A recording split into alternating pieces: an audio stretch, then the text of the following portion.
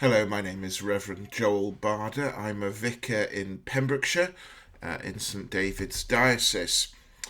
The passage that I have chosen that really speaks mostly to me, perhaps, of who Jesus is and what he has done for us, is taken from Mark's chapter 16, the very final chapter of Mark's Gospel, and it's the resurrection. Mark 16, verses 1 to 8. When the Sabbath was over, Mary Magdalene, Mary the mother of James, and Salome brought spices so that they might go to anoint Jesus' body. Very early on the first day of the week, just after sunrise, they were on their way to the tomb, and they asked each other, "Who will roll the stone away from the entrance of the tomb?" When they looked up, they saw that the stone, which was very large, had been rolled away.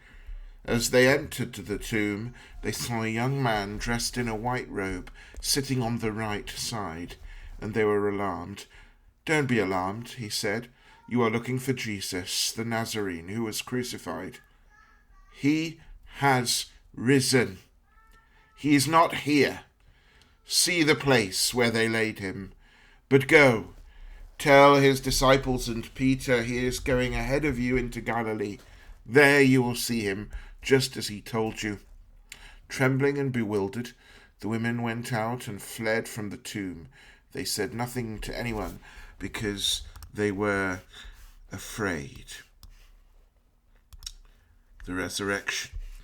Jesus rising to life again. Surely there is nothing greater, nothing more important than that moment where his disciples, where these women find that Jesus, the rabbi, the man they had followed, the man they had seen crucified on a cross, is risen. He is risen again, life again after death. And what that means for us, what that means for me, is that there is a promise that through faith in him, through the hope of his resurrection, is a hope for mine. The death he died to sin once for all. But the life he lives to God. In the same way, count yourselves dead to sin, but alive to God in Christ Jesus. Paul the Apostle says in Romans 6. If we died with Christ, we believe that we will also live with him. For we know that since Christ was raised from the dead, he cannot die again. Death no longer has mastery over him, and death no longer has mastery over me. I have hope for the future. I have hope for eternity. All that is going on around me at the moment, all that is going on around us at the moment, whether it be the coronavirus, whether it be anything else that we're experiencing, and the troubles and the hardships that life brings, the reality is that I have a hope. I have a hope that will not fail me.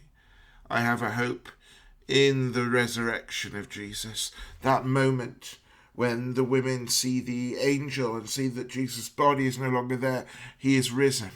They are terrified. They cannot believe what they're seeing in so many ways. It's so glorious.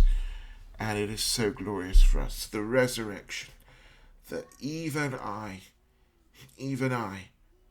can be welcomed into the family of God and be given a hope that is beyond every hope, a hope in the resurrection, a hope that one day I will be with the Lord forever, and that those around me whom I love will be with the Lord forever when they place, and if they have placed their hope, their faith in Jesus Christ. That is the crux of it for humanity. That's where it all must lead to, that point when he comes again and the resurrection is fully revealed to us. Jesus died, but he rose again. And because he rose again, I can trust that I can rise again, that we can rise again into an eternity with God which is perfect, where all that is evil and wrong and painful in the world is just gone away, and the glory is that in the event of Jesus' resurrection, he reveals and gives to us that hope of resurrection. God raised the Lord and will also raise us up by his power. Paul says to the Corinthian believers in 1 Corinthians, that same power that rose Jesus from the dead is the same power that simply by faith will rise me from the dead also. You gotta love it.